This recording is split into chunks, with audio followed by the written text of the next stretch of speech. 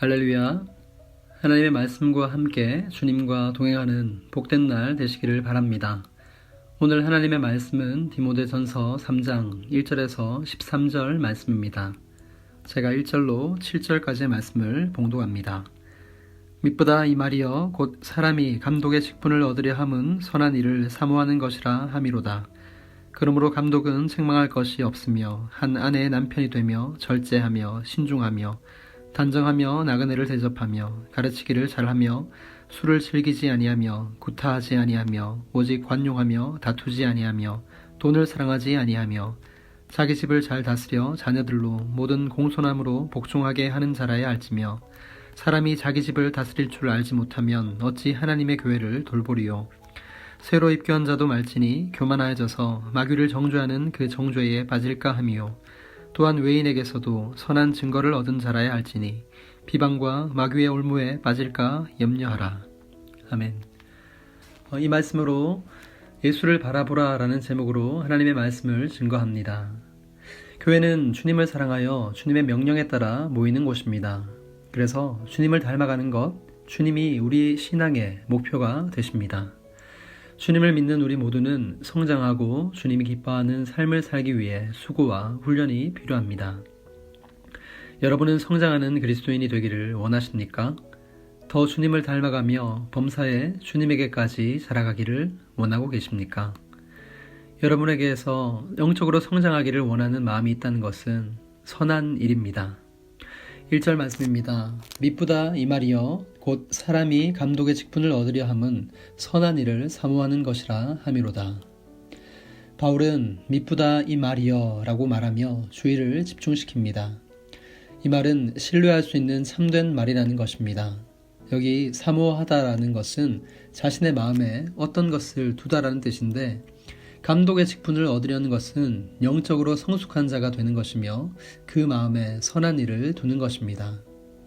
이 말씀에서 감독의 직분이라고 하니까 좀 어색할 수 있습니다. 감독이라는 명칭이 교단에 따라 다르게 사용할 수 있는데 성경에서는 장로와 감독을 같은 직분으로 말씀합니다. 성경의 여러 부분에서 감독과 장로를 구분 없이 함께 사용하고 있습니다. 감독과 장로는 모두 목회자로서 교회를 인도하는 사람을 말하는 것입니다. 장로는 유대적인 뿌리에서 자연스럽게 나온 표현이고, 감독은 헬라적인 표현으로 도시를 다스리는 관원을 가리킬 때 사용했던 단어를 자연스럽게 목회자에게 적용해서 사용한 것입니다. 바울은 디모데에게 교회를 인도하는 자가 갖추어야 할 자격을 알려줍니다. 2절부터 7절까지 나오는데 본문을 두 구절씩 묶어서 세 가지 영역으로 간단히 살펴보겠습니다. 첫 번째로는 살펴볼 영역은 성품입니다. 2절과 3절 말씀입니다. 그러므로 감독은 책망할 것이 없으며 한 아내의 남편이 되며 절제하며 신중하며 단정하며 나그네를 대접하며 가르치기를 잘하며 술을 즐기지 아니하며 구타하지 아니하며 오직 관용하며 다투지 아니하며 돈을 사랑하지 아니하며. 제일 먼저 나오면서 가장 일반적인 것은 책망할 것이 없는 것입니다. 물론 죄 없이 완벽하다거나 잘못이 전혀 없다는 말은 아닙니다. 만약 그렇다면 누구도 감독의 자격을 갖추지 못할 것입니다. 이 말은 한 사람의 성품에 대한 전반적인 평가입니다. 칼빈은 이것을 망신스러운 일로 훼손되지 않은 상태라고 설명했습니다. 책망할 것이 없다는 것은 성품을 평가하는 데 기본적인 기준이 됩니다. 모든 성품에 대해서 완벽할 수는 없지만 책망을 받을 수 있는 성품이 있어서는 안 된다라는 뜻입니다. 사람이 좋고 다른 사람을 사랑하며 선을 행하고 온유하며 뛰어난 은사를 가졌다 하더라도 한 아내의 남편으로서 결혼 생활에 신실하지 못한다면 그 자격을 잃어버리는 것입니다. 또한 돈을 사랑하여 범죄에 빠졌다면 그 직분을 계속할 수 없는 것입니다. 두 번째로 살펴볼 영역은 가정입니다. 4절과 5절 말씀입니다. 자기 집을 잘 다스려 자녀들로 모든 공손함으로 복종하게 하는 자라야 할지며 사람이 자기 집을 다스릴 줄 알지 못하면 어찌 하나님의 교회를 돌보리요. 교회는 회사가 아니라 가정입니다. 주님 안에서 한 가족이 된 형제, 자매가 모여있는 공동체입니다. 내가 속한 가정보다 더 확장된 대가족이라고 생각할 수 있습니다. 그래서 감독의 자격은 그가 이끄는 가정에서 살펴볼 수 있습니다. 주일에 교회에서 보여지는 모습이 전부가 아니라 가정에서 가족에게 보여지는 모습이 진짜이기 때문입니다. 가정에서 가장으로서 아내와 자녀에게 본이 되지 않는 모습이 있다면 그것은 더 성장해야 할 부분입니다.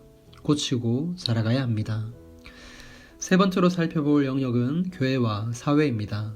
6절과 7절 말씀입니다. 새로 입교한 자도 말치니 교만하여져서 마귀를 정죄하는 그 정죄에 빠질까 하미요. 또한 외인에게서도 선한 증거를 얻은 자라야 할지니 비방과 마귀의 올무에 빠질까 염려하라. 주님을 믿은 지 얼마 되지 않은 사람은 직분을 맡기기에는 위험합니다.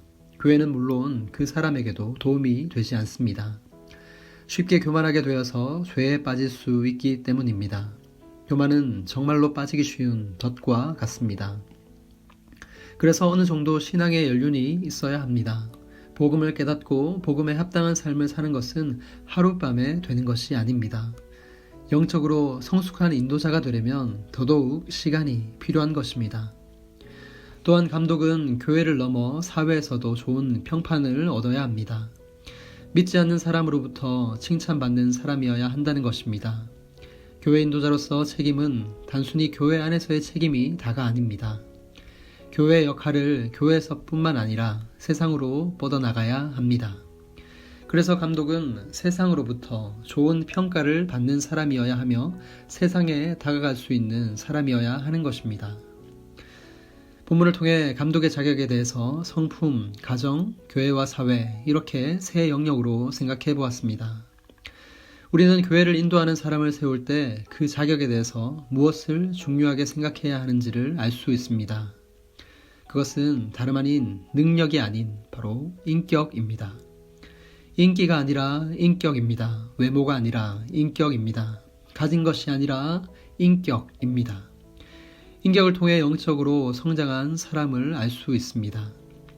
우리가 주님을 더 닮아가기 위해서 노력할 부분이 바로 인격입니다. 인격을 다듬어 가는 것이 선한 일이고 우리가 계속해서 마음에 두고 추구해야 하는 것입니다. 그래서 성장은 인격으로부터 말합니다. 다음으로 8절부터 감독에 이어서 집사의 자격이 나옵니다. 교회에서 감독이 모든 일을 다 할 수는 없습니다. 그래서 교회는 실무적인 일을 감당할 수 있는 집사가 필요합니다. 자격을 갖춘 사람을 세워서 그 일을 감당하게 하는 것입니다. 바울은 집사의 자격을 언급하면서 이와 같이 라고 말씀합니다. 이 말은 이와 같은 식으로 마찬가지로 라는 뜻입니다. 집사의 자격도 감독의 자격과 그 기준이 다르지 않다는 것입니다. 그래서 집사의 자격을 보면 가르치는 항목 외에는 감독의 자격과 비슷합니다. 결국 감독이든 집사든 중요한 것이 무엇이겠습니까? 그것은 바로 인격입니다. 성숙한 자로서 교회를 인도하는 자가 갖추어야 할 자격은 인격입니다. 저와 여러분이 더 성숙하고 더 주님을 닮는 자가 되기 위해서 필요한 것은 이처럼 인격입니다. 그렇습니다. 교회의 직분을 감당하려고 할 때 중요한 것은 능력이 아니라 바로 하나님과의 관계에서 나오는 인격에 있음을 기억하시기 바랍니다. 우리가 이 인격의 성숙을 위해 바라볼 곳은 오직 예수뿐입니다. 우리가 주님을 바라보면 주님이 가셨던 길을 생각하면 감독과 집사의 직분을 함께 생각할 수 있습니다. 주님은 감독이 되셔서 우리를 돌보시고 또한 집사로서 우리를 섬겨주셨습니다. 우리는 주님이 보여주신 본을 쫓아서 주님의 성품을 닮아가며 그분의 인격을 우리 삶에 드러내기를 원합니다. 그것이 성장입니다. 주님이 자신을 내어주시고 죽기까지 우리를 섬기셨던 것처럼 우리도 주님을 섬기며 교회를 섬기고 이웃을 섬겨야 합니다. 그것이 바른 성장입니다. 그렇게 우리가 주님 만날 때까지 주님에게까지 자라가는 것입니다. 교회의 모든 지체가 그렇게 자라가며 주님이 각자에게 맡기신 일들을 기쁨으로 감당하는 것입니다. 사랑하는 성도 여러분, 우리 교회가 계속해서 사랑 안에서 참된 것을 하여 범사에 그에게까지 자라가기 위해서는 하나님을 경외하는 마음과 겸손함이 필요합니다. 우리 주님께서 늘 하나님 아버지를 경외하며 이 땅의 수많은 사람들을 사랑으로 섬기셨듯이 우리도 그렇게 예수님을 닮기를 소망합니다. 세상에 거짓된 메시지를 끊어버리고 오늘도 변함없는 주의 말씀을 마음에 새기고 서로를 사랑하며 섬기며 사는 거룩한 삶을 살아가시기를 우리 주 예수님의 이름으로 축복합니다. 거룩하신 아버지, 어둠 가운데 이리저리 방황하던 저희들을 불쌍히 여기시어 참된 생명의 빛으로 인도하여 우리를 교회로 불러주신 놀라우신 은혜에 감사드립니다. 하늘 보좌를 버리고 이 땅에 오시어 우리를 사랑으로 섬기며 사셨던 예수님을 본받아 오늘도 우리의 삶에 주께서 각자에게 주신 십자가를 붙들고 살아가도록 은혜 베풀어 주옵소서. 주께서 허락하신 시간 속에 세월을 아끼며 선을 행하기에 부족함이 없도록 우리를 진리의 말씀과 성령으로 충만케 하옵소서. 그리하여 오늘의 삶 속에 주로 인한 기쁨과 소망으로 감사의 삶을 살게 하옵소서. 선한 목자 되신 우리 주 예수님의 이름으로 기도드립니다. 아멘.